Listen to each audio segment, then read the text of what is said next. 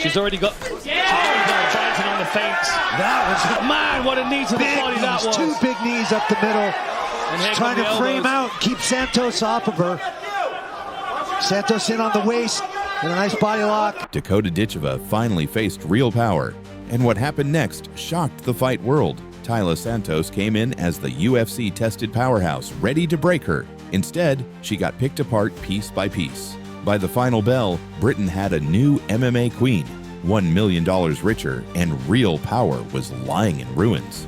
She's already got Johnson on the fence. The arena was already deafening, but when Taila Santos's head snapped back from Dakota Ditcheva's front kick, it felt like the roof was going to lift off. Santos stumbled, the crowd surged, and for a split second, nobody knew what was about to happen next. Was this finally the moment the hype around dangerous Dakota crumbled under the weight of real power? Or was it the exact moment she cemented herself as something untouchable? Santos with the high guard. Big knee. What most people didn't realize in that electrifying instant is that Dakota's road to Santos wasn't a smooth sprint. It was littered with wars that tested her body, fights that fractured bones, and nights where critics sharpened their knives, ready to declare her exposed. Because before she stood toe-to-toe with a former UFC title challenger, Dakota had already carved a reputation in blood, sweat, and the kind of body shots that make fighters question why they stepped into the cage in the first place. Last chance to shop. Redcon One's Black Friday mega sale. Up to 80% off site-wide. Claim $170 swag bundle for free. Stock up on everything you need to kickstart your new year. Man, what a knee to the body that was. Two big knees up the middle. Cape Town was one of those nights. It wasn't a highlight reel knockout, it was an attritional masterpiece. Dakota's knees found the midsection over and over, her hands worked upstairs and down, and Annabin's face told the story of a fighter who had stopped believing she could win. Somewhere in that punishing process, Dakota may have injured her own hand, but she never slowed down. That fight cemented her as the Liver Hunter, a nickname that wasn't hype, it was fact. Fighters knew the pain was coming. None of them could stop it. But the thing about being untouchable, it only takes one fight for reality to crash in.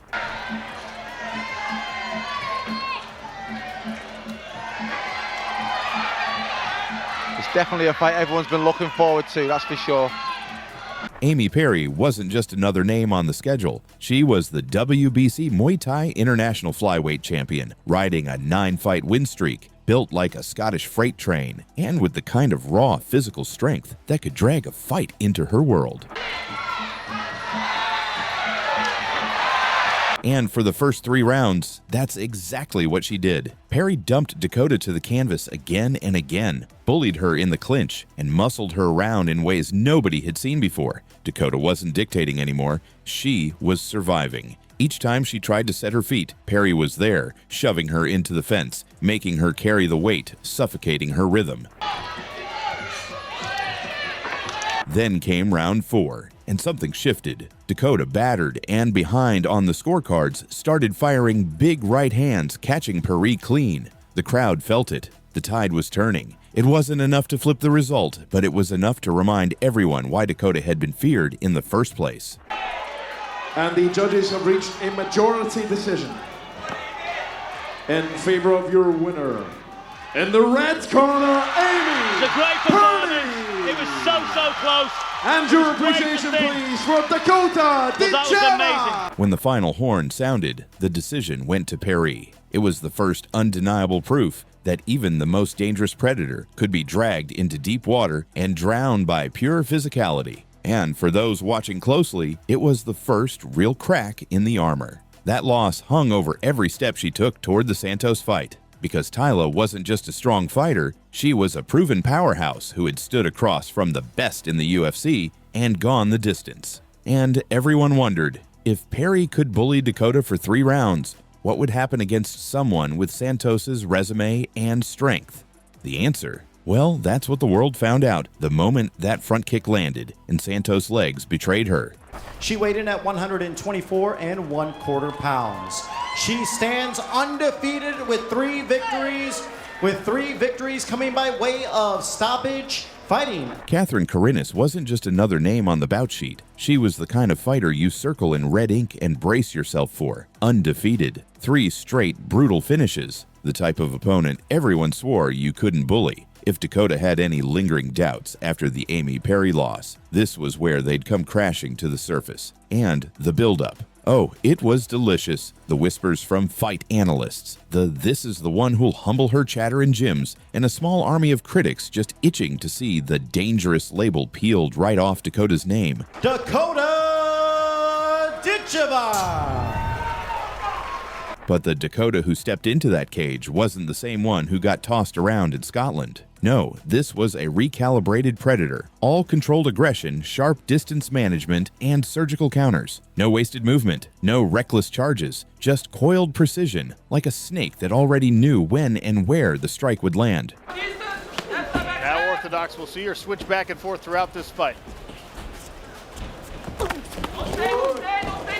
Karinas came in heavy on pressure, trying to trap Dakota against the fence. And for a few exchanges, it almost worked, until Dakota's clinch game showed up like an old friend returning from war. Knees to the body, short elbows in tight, hammer fists when it hit the ground. All of it delivered with that calm, almost cold efficiency. Karinas' breathing changed, her frame slowed, and then came that right hand. Of Catherine Korginis.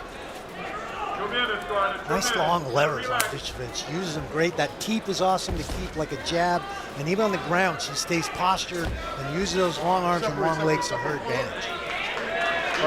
Jaw breaking, cage rattling, the kind of shot you can hear in the cheap seats. Karinas hit the canvas, eyes wide but lights out. The crowd didn't just cheer, they roared like they'd witnessed something primal. And in that frozen moment, Dakota stood over her like a living headline. Message sent. Doubts erased. Towards that underhook and find a way to trade places. Korginis now. Korginis doing a great job of staying, keeping her back against the fence. Big shot and a right hand. When the PFL American season rolled around, Dakota had one more weapon back in her arsenal. Elbows were legal again. And that, my friends, is like giving a shark back its teeth. First up was Lisa Malden, a tough, scrappy veteran who'd never been finished by body shots. At least, not yet. Leg kick to open the action from Ditcheva. Push kick from Lisa Malden. From the opening bell, Dakota's focus was crystal clear. This wasn't about scoring points. It was about inflicting a level of discomfort that Malden would feel for weeks. Multiple knees slicing into the midsection, kicks that folded her forward like a closing book, short elbows in the clinch that had her gasping between exchanges. Malden was hurting. You could see it in the way her guard dipped in the tiny flinch every time Dakota fainted low. When she walked out, as she is fighting an American, she's an absolute rock star over on the European scene. That walkout song, everybody gets to dance in, and here she takes the bag of Lisa Malden. Good work to get back to the feet. And here's the thing. Malden refused to quit. She didn't just take the shots, she bit down on the mouthpiece and kept swinging back. But that only made the finish more vicious. Dakota found the liver again, buried a knee into it, and watched Malden crumple for the first round stoppage. Not because she broke mentally, but because the body can only take so much before it says enough. Stand back up. More body shots. This one By the end of the night, odds makers were already moving Dakota's name to the top of the $1 million favorite list. But even then, the critics whispered their familiar line, "She still hasn't fought real elite power yet." Enter Chelsea Hackett. No hype job, no padded record. This was a hardened striker who'd only ever lost to elite-level names. She wasn't coming to survive. She was coming to test the one question still hanging over Dakota. What happens when someone stands in the fire and throws back? Chelsea, you ready? Dakota, you ready? Fight! From the weigh-in face-off, you knew this wasn't going to be friendly. No smiles, no small talk. And when the ref called them to touch gloves, they didn't. Just pure hostility hanging in the air like static before a storm.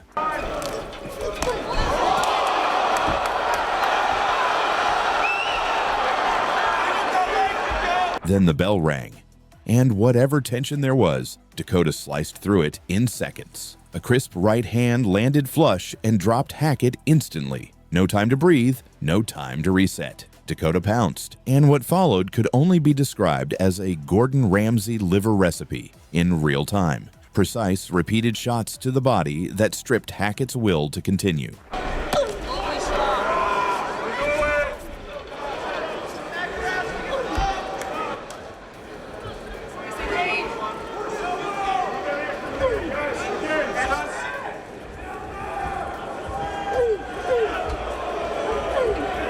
The thing about Dakota isn't just that she can hurt you, it's that she knows when you're hurt, often before you've even fully processed it yourself. She reads the wince in your eyes, the tiny hitch in your breath, and she pours it on without mercy. Hackett didn't crumble because of one shot, she crumbled because Dakota turned her midsection into a bullseye and hit it over and over until her body shut down. They halt to the action at 3 minutes and 22 seconds of round number 1, declaring your winner via TKO and clinching their place in the playoffs, Dakota Ditcheva! And with that, the whispers about her never facing real power started to fade. Maybe she hadn't faced the most dangerous puncher in the division yet, but she'd proven something more unsettling. Against Dakota Ditcheva, you are the one who breaks first. All right, let's set the scene. And trust me, this stretch of Dakota Ditcheva's story isn't just about winning fights. It's about turning doubters into believers, believers into superfans, and opponents into, well, medical patients. Beautiful knee from the plum. And Ditcheva beckons Jenna Bishop back to her feet and goes immediately on the attack. Jana Bishop wasn't just on a hot streak, she was on fire. 7 straight wins, a submission wizard with a nasty habit of dragging people into the deep waters of grappling and drowning them there. And she made no secret of it. Dakota's wrestling, soft spot. Bishop was coming to exploit it. Likes the straight right hand to the body as well, and there's a push kick. We mentioned the body so much with Dakota Ditcheva because that is her favorite target. So the fight starts, and instantly we're in a chess match with punches. Bishop tries to drag Dakota down, but here's the twist. Dakota nearly locks in a triangle choke herself. Imagine calling someone bad at swimming, then they almost dunk you in your own pool. We had Dakota in the parlay, and also we threw a little sprinkle on by TKO or KO. I will tell you, the confidence that she's going to have now getting up is going to be unbelievable. When the submission didn't come, Dakota did what Dakota does best. Switched gears. Suddenly it was knees. Knees to the body. You could practically hear Bishop's ribs filing a workplace complaint. And then, the ending. No chin shot, no dramatic spinning head kick, just a clean, laser-guided right hand to the forehead. Lights out. Bishop shut down like someone yanked her power cord. Dakota makes her stand up, wades her way in, a teep, and then a straight right hand that puts... Somewhere in the crowd, Taila Santos, UFC veteran physical powerhouse, was watching. And the stage was set. The whispers started. If anyone can break Dakota, it's her. Accomplished as a professional, she brings 22 wins, 3 defeats, with 13 of her 14 total finishes occurring in round number 1. She fights out of Florianópolis, Brazil, presenting Taila Santos. Santos wasn't just a good fighter, she was a walking MMA resume. 22 wins, former UFC title challenger, and more experience fighting elite competition than Dakota had in her entire career. And she had this reputation. If she gets her hands on you, you're done. And she's excellent with that technique. This is a very important moment for Taila Santos because that right hand hurt her. She was blinking. Now has an opportunity with these double underhooks to get Dakota Ditcheva to the ground. So what happens? Round 1, Dakota grabs her in the clinch and outmuscles her. Yes, the supposed physically weaker fighter bullies the UFC veteran. And then, a front kick to the face. That's the kind of move you throw when you're not just confident, you're sending a message. But almost every other person that's been taking these shots so far has crumbled, and Santos has not yet. Nice elbows, beautiful inside elbows. There's that knee up the middle. That one hurt Taila Santos. That one dug in deep for sure. Santos is on. The finish? A savage cocktail of elbows, knees, and body shots so relentless, the referee basically said, "Nope, she's done," and stepped in. Dakota became Britain's first female MMA world champion, the youngest PFL champ, and $1 million richer, all while wearing lipstick in the cage like she'd just stopped by after brunch. Santos was supposed to be real power, the litmus test, the storm Dakota couldn't weather. Instead, Dakota walked right through her and took her soul in the process. She didn't just survive, she beat Santos in the exact areas Santos was supposed to dominate. That's not just winning, that's rewriting the narrative. It sent a warning straight to the UFC's flyweight division. Like this video and make sure to subscribe to the channel to get more updates on undefeated Ditcheva.